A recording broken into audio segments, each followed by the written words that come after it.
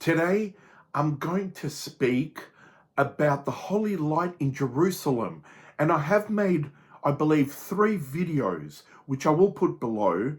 And in one of the videos, I showed footage of the actual Holy Light, where it just jumps from candle to candle. Another video on the Holy Light was on an atheist scientist and the rebuttal on how his allegations were false. And in that video, which is this here, and I'll put it below as well, I actually show how the Holy Light actually had a cage, and there was no way for anyone to tamper with the Holy Light. And not to mention the countless eyewitness testimonies, and I've got it on video as well, of what takes place outside the tomb of Christ. So today what I want to do is I actually want to show you a scientist that actually went to the Holy Tomb of Christ during the celebrations of Pascha, and he actually did some experiments on the Holy Light. And I want to share the findings with you. Before I get started, just really quickly, I just want to remind everyone that every month we send money for the Kenyan Orphans. We feed over 1,000 orphans across 14 church feeding programs we have.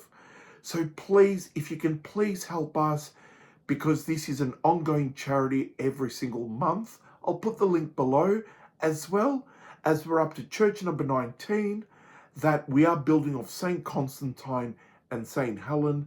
So if you could please help us. So let's have a look now what this scientist found through his experiments.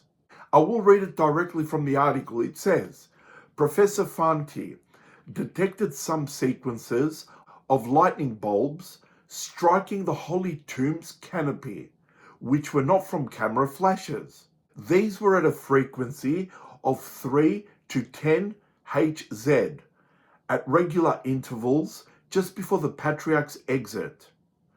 Professor Fanti was able to detect the lightning flashes, which did not come from cameras, through the use of a variable strobe. Professor Fanti lit his bundle of 33 candles from the Holy Light 2 minutes after the exit of Patriarch Theophilos from the Holy Sepulchre, and immediately placed it under his face, as we can see here in the photo. The first thing he wanted to ascertain is whether the holy flame burns the skin. In the continuation of his article, he points out the following.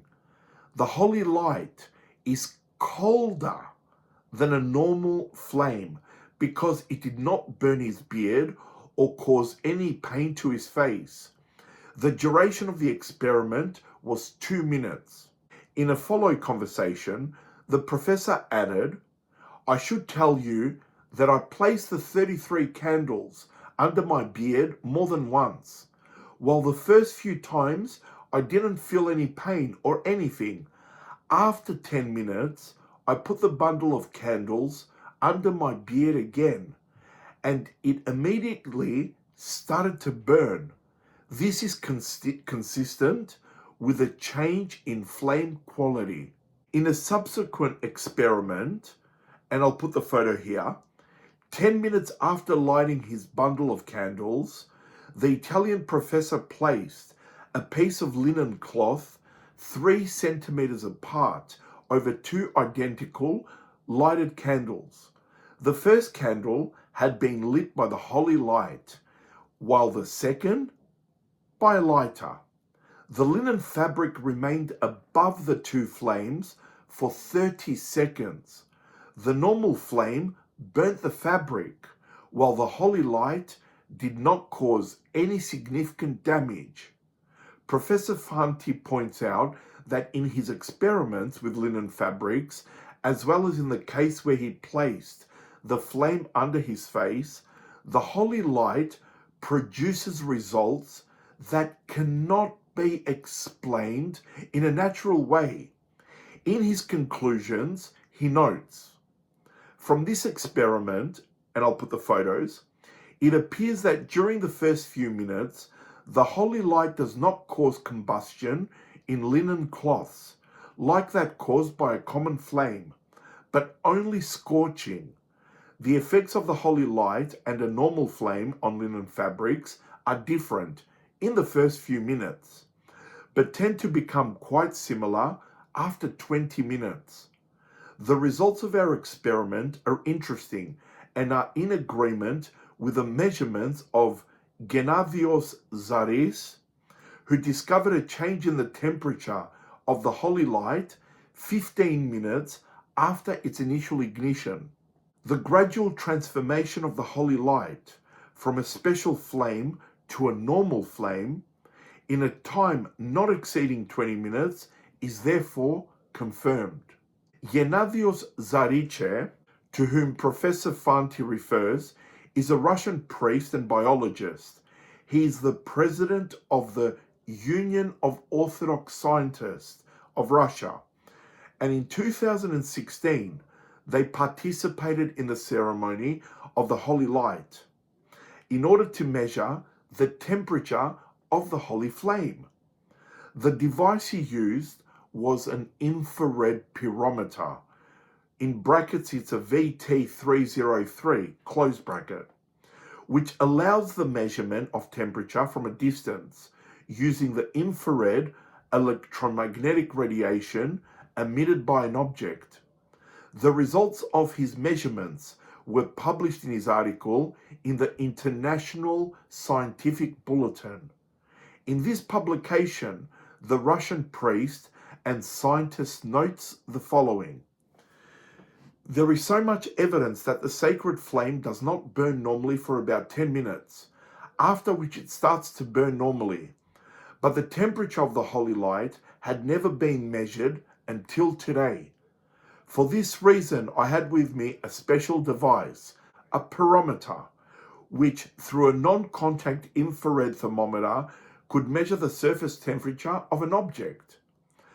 The object he chose was a silver tile 5 millimeters wide and 1 millimeter thick. One end was wrapped with an insulator so that someone could hold it without being burnt. Since silver is one of the most thermally conductive metals, a tile placed in the fire immediately acquires the temperature of the flame. With the help of the pyrometer, we measured the temperature of the holy light immediately after its descent. I touched my face with his flame, but I was not burnt. I measured the temperature of my flame, of the candles, as well as the flame of the candles of those nearby. The average temperature was 42 degrees Celsius. When after 15 minutes, I measured the flame temperature again, it was 320 degrees Celsius.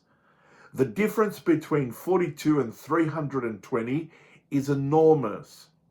When someone says that the holy light is lit by a lighter or for some other means, they simply do not know what they're talking about. One has to know physics to understand that here we have a violation of the principle of conservation of energy. Dr. Victor Krull also participated in the experiment of measuring the temperature of the holy light. The assistant professor of journalism, he said in an article, Orthodox priest Gennadios from the city of Voronezh was there at the Holy Sepulchre to conduct an experiment to measure the temperature of the holy light with a high precision device which uses a laser. I was next to it during the experiment and had the opportunity to see it for myself up close. As a Roman Catholic, I must admit, he says, he was skeptical. But the results were a surprise. The temperature of the flame, as soon as we received it from the Patriarch of Jerusalem, around 2:34 p.m., was 42 degrees Celsius, while 15 minutes later, it was 320 degrees Celsius. He had participated in the holy light ceremony 20 times and touched the sacred flame as many times. What we can confirm, he says, is that the holy flame at first usually burns with a mild intensity. Some years when we received the holy light very quickly, because we were right next to the entrance of the Holy Sepulchre, the flame burnt almost imperceptibly, so almost not at all. So many people have asked, why hasn't science, why hasn't anyone tried to examine this? Well, it's happened. It's happened, and I believe it was in 2019, with advanced equipment, and the scientists themselves can tell us about this change in temperature, which cannot be explained. It is divine.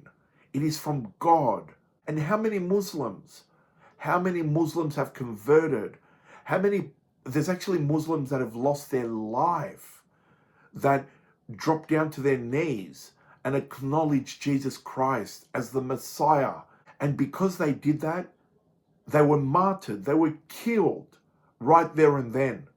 And we have many of those accounts. So please, in these evil days, when the Zionists, the Masons, these evil dark powers are trying to come out and say it's not true, or whatever they come up with, do not listen to these antichrists. Because as I said, in these videos, the proof is there. Although we do not need proof to believe, but at least it serves a purpose, especially in these evil days. So have a look at the other videos I've put below. They'll be in the description. So if you click the arrow, you'll find them there, as well as the charities. Thank you all for watching. As an unworthy sinner that I am, I pray for you all morning and night. So God bless you and take care.